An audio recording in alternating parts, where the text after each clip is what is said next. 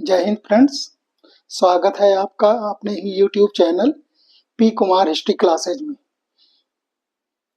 आज का टॉपिक है भक्ति और सूफी आंदोलन।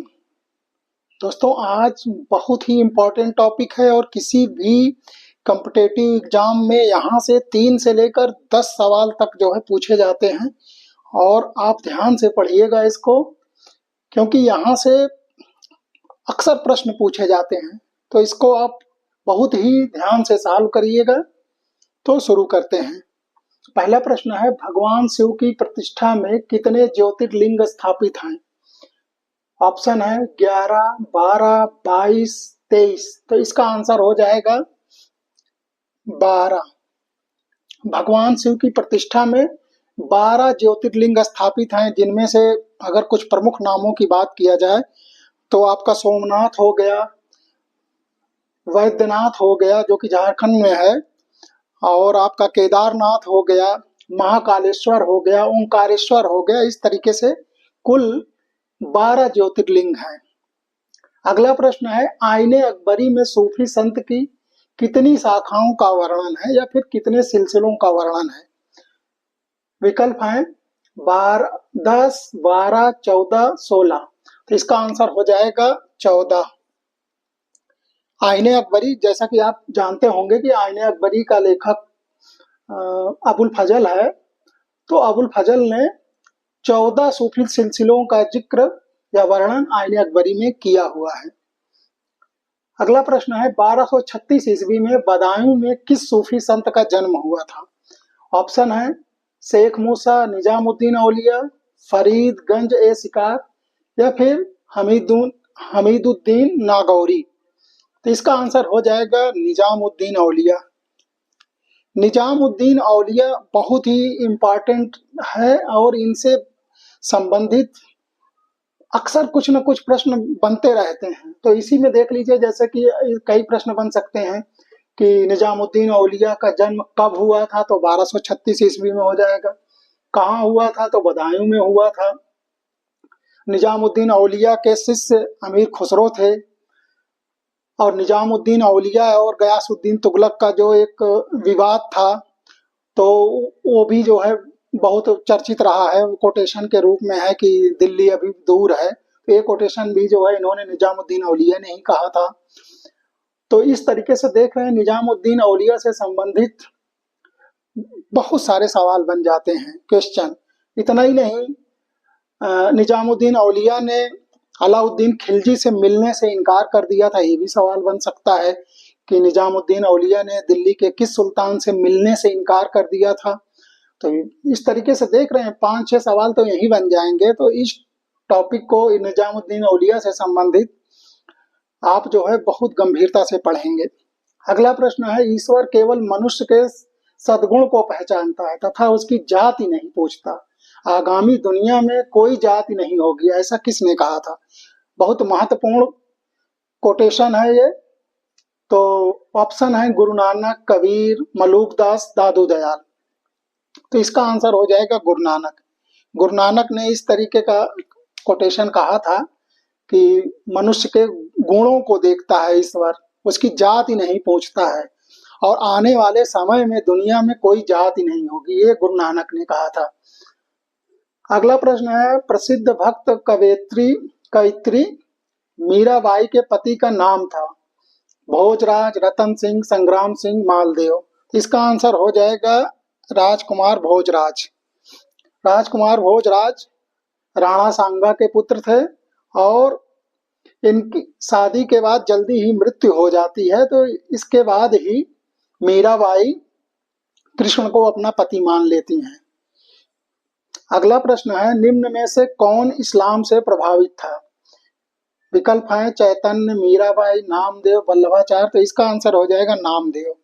नामदेव महाराष्ट्र में भक्ति आंदोलन के एक बहुत महत्वपूर्ण संत थे। पहले डाकू थे और जाति से ये दर्जी थे और इन्होंने बरकरी संप्रदाय को वहां बहुत आगे बढ़ाया। तो इस प्रश्न का आंसर हो जाएगा निम्न में से कौन इस्लाम से प्रभावित था? तो इसका आंसर हो जाएगा नामदेव।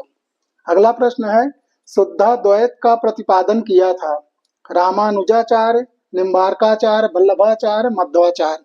तो इसका आंसर हो जाएगा वल्लभाचार्य ने शुद्धाद्वैत का प्रतिपादन किया था, जबकि रामानुज ने क्या किया था, द्वैतवाद की।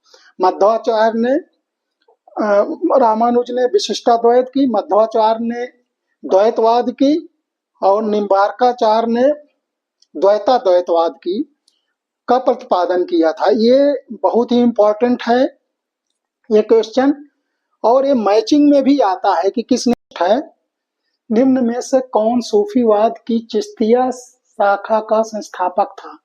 ऑप्शन है शेख मोइनुद्दीन चिश्ती, शेख जियाउद्दीन, ख्वाजा अबू अब्दाल और डी है ख्वाजा बहाउद्दीन। इसका आंसर हो जाएगा ख्वाजा अबू अब्दाल।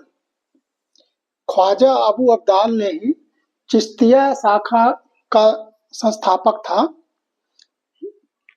और यदि भारत में पूछा जाए कि चिश्ती सिलसिले की स्थापना किसने की थी, तो मोइनुद्दीन चिश्ती हो जाएगा आंसर इसका। इन्होंने अजमेर में इसकी स्थापना की थी। और अगला प्रश्न है, ख्वाजा मोइनुद्दीन चिश्ती किसके शिष्य थे? तो विकल्प है बाबा फरीद, ख्वाजा अबू अब्दाल, शेख जियाउद्दीन, ख्वाजा उस्मान हारूनी।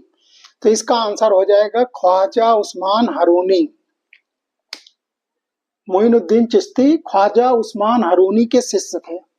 अगला प्रश्न है, शेख वह सूफी संत जो महबूब इलाही कहलाता था।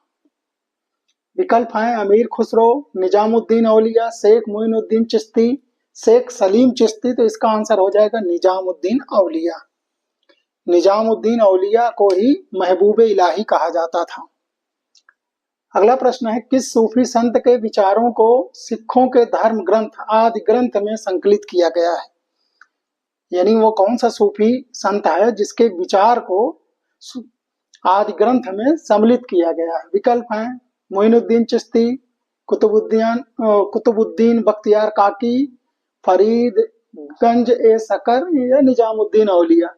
तो इसका आंसर हो जाएगा फरीदगंज ए सकर, या फिर इन्हें बाबा फरीद भी कहा जाता था। तो इनके विचारों को आदि ग्रंथ में, सिखों के जो पवित्र ग्रंथ है धर्म ग्रंथ, उसमें शामिल किया गया है। और ये प्रश्न बहुत बार कॉम्पिटिटिव एग्जाम में पूछा जा चुका है। और आदि ग्रंथ में फरीद के अलावा भी अन्य जो उस समय के संत थे, जैसे कि अन्य जैसे नामदेव हो गए महाराष्ट्र में, उनके भी विचारों को आदि ग्रंथ में शामिल किया गया है। इसके अलावा और भी कई संत हैं जिनके विचारों को आदि ग्रंथ में सम्मिलित किया गया। तो इस प्रश्न का उत्तर क्या है? फरीदगंज ए सकर। अगला प्रश्न है, किस सूफी संत को शेख उल हिंद की पदवी प्रदान की गई थी?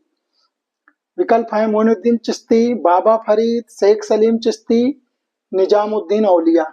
तो इसका आंसर हो जाएगा शेख सलीम चिश्ती।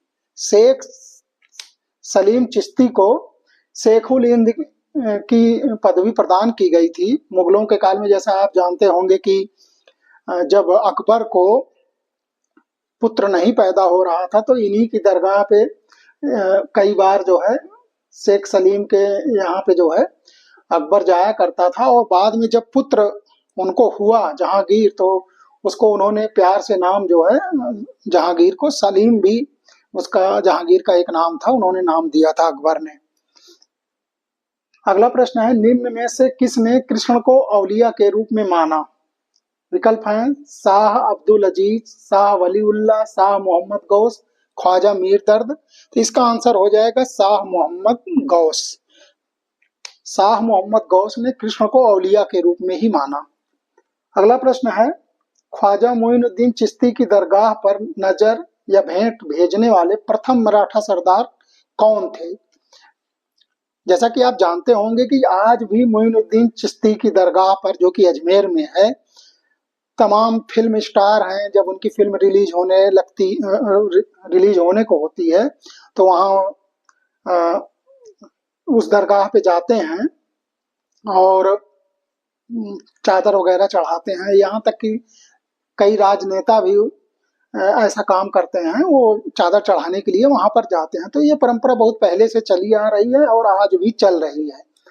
तो मराठों में ऐसा करने वाला कौन सा पहला मराठा सरदार था, उसको हमें आंसर देना है। संभाजी, साहू, राजाराम द्वितीय, शिवाजी द्वितीय। तो इसका आंसर हो जाएगा साहू।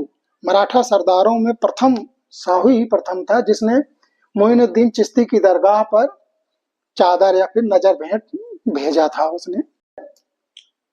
अकबर ने किसे गोकुल और जैतपुरा की जागीरें प्रदान की? विकल्प है वल्लभाचार्य, विठलनाथ, तुलसीदास, सूरदास। तो इसका आंसर हो जाएगा विठलनाथ। वल्लभाचार्य के पुत्र विठलनाथ को गोकुल और जैतपुरा की जागीरें अकबर ने प्रदान किया था। अगला प्रश्न है सनक संप्रदाय का संस्थापक कौन था? विकल्प है मध्वाचार्य, निम्बार्काचार्य, वल्लभाचार्य, चैतन्य महाप्रभु। तो इसका आंसर हो जाएगा निम्बार्काचार्य। निम्बार्काचार्य ने सनक संप्रदाय की स्थापना की थी। अगला प्रश्न है असांप्रदायिक मार्ग या जिसे निपक संप्रदाय भी कहा जाता था का उपदेश किसने दिया था? रविदास, दादू, कबीर, गुरु नानक। इसका आंसर हो जाएगा दादू। दादू दयाल ने निपक संप्रदाय का उपदेश दिया था। ये बहुत महत्वपूर्ण सवाल है, कई बार परीक्षाओं में पूछा जा चुका है। एक बार एक प्रश्न आईएएस की परीक्षा में भी आया था। अगला प्रश्न है लाहौर में सूफी मत का प्रचार किया। विकल्प हैं मोइनुद्दीन चिश्ती, अबुल हसन हुजैरी, कबीर, गुरु नानक। इसका आंसर हो जाएगा अबुल हसन हुजैरी ने लाहौर में सूफी मत का प्रचार किया। अगला प्रश्न है तुकाराम जिस मुगल सम्राट के समकालीन थे वह कौन था? तो विकल्प है अकबर, जहांगीर, औरंगजेब, बहादुर शाह प्रथम। तो इसका आंसर हो जाएगा जहांगीर। संत तुकाराम जहांगीर के समकालीन थे। 1608 ईस्वी में इनका जन्म होता है। तो इसका आंसर हो जाएगा जहांगीर। और 1640 ईस्वी के आसपास में इनकी मृत्यु हो जाती है। तो इसका सटीक आंसर होगा जहांगीर। कौन सूफी संत मुजद्दिद आलिफ सानी के नाम से जाना जाता है? ख्वाजा वाकी बिल्ला, शेख अहमद सरिंदी, मोहम्मद गौस, मियां मीर। तो इसका आंसर हो जाएगा शेख अहमद सरहिंदी। जैसा कि आपने पढ़ा होगा कि शेख अहमद सरहिंदी नक्शबंदी सिलसिले का सूफी संत था और नक्शबंदी सिलसिला बहुत ही कट्टर सिलसिला था। ये संगीत के भी खिलाफ था। तो अकबर के शासनकाल में जो दीन इलाही शुरू किया गया था, एक उदार धर्म, तो शेख अहमद सरहिंदी कट्टर था और इस तरीके के किसी भी धर्म का जो है विरोध करता था जो नवीन स्थापित किए जा रहे थे, तो रूढ़िवादी विचारों का था। तो इसीलिए इसके जो है समर्थकों ने इसे मुजद्दिद या फिर जो है पुनरुत्थान करता जिसे कहते हैं उसकी उपाधि दी। तो ये मुजद्दिद जो है आलिफ सानी शेख अहमद सरहिंदी हो जाएगा। अगला प्रश्न है दक्षिण में चिश्ती सिलसिले की नींव किस सूफी संत ने रखी? तो विकल्प हैं शेख बुरहानुद्दीन गरीब, निजामुद्दीन औलिया, सलीम चिश्ती या इनमें से कोई नहीं। तो इसका आंसर हो जाएगा शेख बुरहानुद्दीन गरीब। तो ये भक्ति और सूफी आंदोलन से संबंधित महत्वपूर्ण बहुविकल्पी प्रश्न थे और हमने उन्हीं प्रश्नों को टच किया है जो बहुत ही महत्वपूर्ण प्रश्न हैं और कई कॉम्पिटिटिव एग्जाम में जिन्हें पूछा जा चुका है और उसकी हमने विस्तृत व्याख्या की। Thank you for watching.